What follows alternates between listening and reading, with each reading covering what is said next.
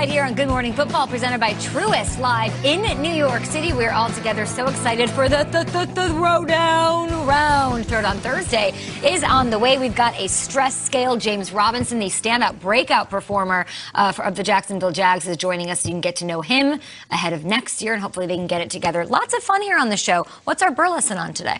We got a Burleson on Lamar Jackson. I'm going to break down why he's dangerous in the playoffs, Kay Adams. We'll talk Bucks, Nate Burleson, Peter Schrager, Kyle Brandt. Here we go. Let's do it. It's time for the lead block. Time for the lead block. Okay, Super Bowl 55. You got to get through this weekend, of course. To do it, the momentum is building, the pressure on the rise, and the final 8 teams look to punch their ticket to championship Sunday. The divisional playoffs presented by Intuit TurboTax Live.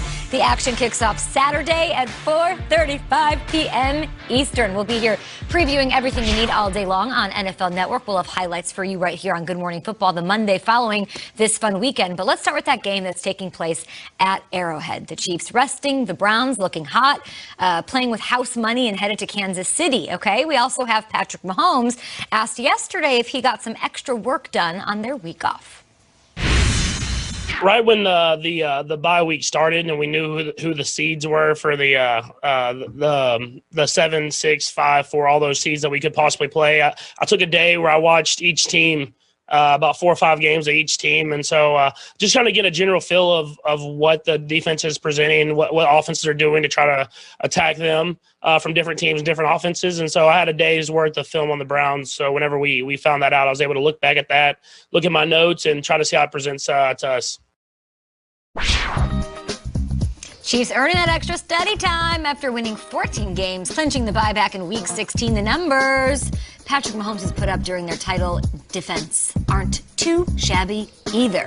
Nate, I don't think any of us think the Chiefs aren't the favorite to represent the AFC in this one. Do you think they're maybe not getting enough respect, though, heading into the rest of the playoffs? No, they're the defending champs. They are getting the respect that they deserve. But I once heard that respect is for those who deserve it, and it's taken by those who earn it. So who's going to take it? That's the ultimate question. It's not about if they get the respect. We know they get the respect, and they earned it. But who's going to go take it? And how do you take it? It's the Browns running game. That's how you take it. You go out there, physical style of football. You punch this team in the mouth, and they have 2 of the best running backs in the business. 2 guys that can take it downhill in between the tackles, can catch out the backfield. But the physical style of play, that's what's deflating. So listen, Baker Mayfield, he can go blow for blow. He can throw the ball downfield. Jarvis Landry can have an amazing day where the pass game can parallel each other. But if they go out there and they have an amazing day on the ground, a physical 3 yards in a cloud of dust and a couple of big runs, physical style runs like this, angry style runs like this, you're taking respect from the champions. And that's the only way to do it, in my opinion. There's a couple ways you could beat them. You can eke out a win. You can have a fourth quarter comeback. But if the Browns go out there and do almost what they did against the Pittsburgh Steelers, where just physically, for 4 quarters, they dominate the Kansas City Chiefs, now you're taking respect from the champs. It's still just Thursday. I'm already tired of the disrespect sensitivity for this team. What is disrespect to the Chiefs? Is it having the gall to suggest that maybe the Cleveland Browns could win this game? Is it even like, oh, it might be close? Is that disrespect? Because, listen, this team lost to the Raiders. They lost at home. They had to fight really hard to beat a terrible Falcons team. They're great. They are the favorite. They're amazing. I love Mahomes. I love that he's doing homework on his bye week. It's so Mahomes. But, of course, they can be beat. And they're really cocky, too. Don't think they're not. Have you guys seen the Sammy Watkins tweets? It's a little thing. Just a little thing. It's being talked about. Sammy Watkins is watching the Browns-Steelers game, and he tweets this. He tweets, "This is a video game. What the hell is going on? This is weird. I'm speechless. Pretty sure the whole world is shook because I've never seen anything like this in my life, not in the NFL." A fan replies and says, "Well, it looks like we'll have some competition next week." And Watkins replies, "I wouldn't go that far, LOL." Now, I don't make much of that. It's kind of silly. It's just being loose on Twitter. But it was a big enough deal that they took that and they ran it to Baker and they ran it to the Browns. And what do you think of this? And, I think that they're very arrogant, as I would be if I'd lost 1 game in the last 16 months. Yeah. I've just seen some teams. You know what that tweet reminded me of? Reminded me of when the Patriots were 18-0, and Plexico Burress comes out that week and says, "I think we're going to beat them 23-17. They take that score to Brady, and they go, Plex thinks we're only going to score 17 points. It was like, wow, Tom, you're really cocky. So my bottom line is I think the Chiefs are very cocky, very arrogant, and they should be. They can be beat, and I don't think it's disrespect to say that. I really don't. So, no, I'm over it. I do fear, though, that we get into a malaise as the media, or we get into a haze where it's like, all right, enough about the Chiefs. Let's jump on to the Packers. The Packers are the team. And Rodgers, let's jump on the Bills. The Bills, it's so fun. Bills Mafia. Like, we get kind of fatigued. The Ravens are hot. The Ravens. Lamar, we're going to do it. He's back. We didn't talk about the Chiefs all week this week. We haven't done a Chiefs thing. And we haven't talked about them really the last couple of months. We really don't talk about them too much. And it's almost because we take it potentially for granted. Are they getting enough respect? I don't know. I do know this.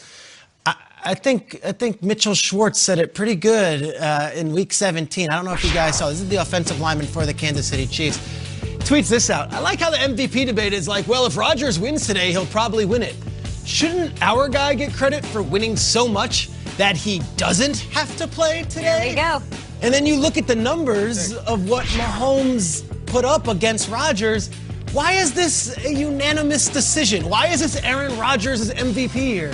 Mahomes, more wins, more passing yards, more rushing yards, a near passer rating, and gosh, I don't know, the Chiefs had a target on their back the entire season. I'll say this, I know they came out of the gates down 24-0 last year against the Houston Texans. I can't see that happening again. Look, they won the Super Bowl. It's easy to want to do the Michael Jordan thing and say, look, the Jazz are great, and the Phoenix Suns and the New York Knicks. Maybe this is Michael Jordan, maybe they're the Bulls, and maybe it's just a case of everyone tired of talking about the same topic every single week. Yeah. And we globbed on to other people. Rodgers is deserving of the MVP. He's going to win the MVP. Mahomes had a pretty good year. If it was the Steelers, if it was somebody else, I think that we'd talk about the Chiefs a little more. I think it's okay to be excited about the Browns. We're excited about this fan base, about this team getting there, going, being the underdog, trying to flip a table on the favorite. Kansas City is the favorite. Part of being the favorite is the four of us and everyone else out there with a voice, fans included, picking you apart. Yep. We did it to the Patriots for 20 years. That's what we did. We picked up and let's not pretend that this team, even at 14-1 with Mahomes, doesn't have things we can pick apart, my friend. Absolutely. They let teams hang around. There's some dropped picks I'm sure we'll get into today. There's a lot to look at here. Yeah, the Chiefs fans roll their eyes really hard when it's the topic of, well, they don't blow people out and they don't win by a lot. And they're like, we're 15-1. I think it's a good point. I do think there's something fun about the Browns. They just did something they haven't done in 25 years. And I do think if it was the Steelers, it'd be a little, it's oatmeal. We've had it before. There's something going on here. All I know is that you say anything, even suggesting the Chiefs might lose, you get struck by lightning from the state of Missouri and Kansas. Yeah. Do you feel like this Bills-Ravens game is just two teams punching a ticket to go to their due? I don't know if I feel that way. I don't think the Browns are punching their ticket to their doom. Never mind the other guys. I mean, we'll get into that tomorrow. Do you guys feel that way? Like they're the favorite? Yeah. I think it's gonna be absolutely. But Browns are tough. Browns are tough. We'll talk about it. Well, look at what they did this past weekend. Like, come on, seriously, everything they've been through, the COVID list and Kevin Stefanski. They didn't have their head coach on the team. They had their coach on the sideline. Are we forgetting how good the Chiefs are? The Pittsburgh Steelers. They didn't just beat they rocked the Pittsburgh Steelers. So if I'm the Browns, listen, I did a call yesterday, Browns Radio, Dustin Fox, my former teammate, he's a Cleveland guy. Buckeye. Yeah, Buckeye. And we were talking about the team, and I said, you know what's different about this Cleveland Browns team is that a handful of years ago, maybe even a few years ago, they would have been happy with just being above 500. They've been so excited, and we would have too. We would have damn near celebrated like they won a Super Bowl. Congratulations, Cleveland. I know people within that locker room.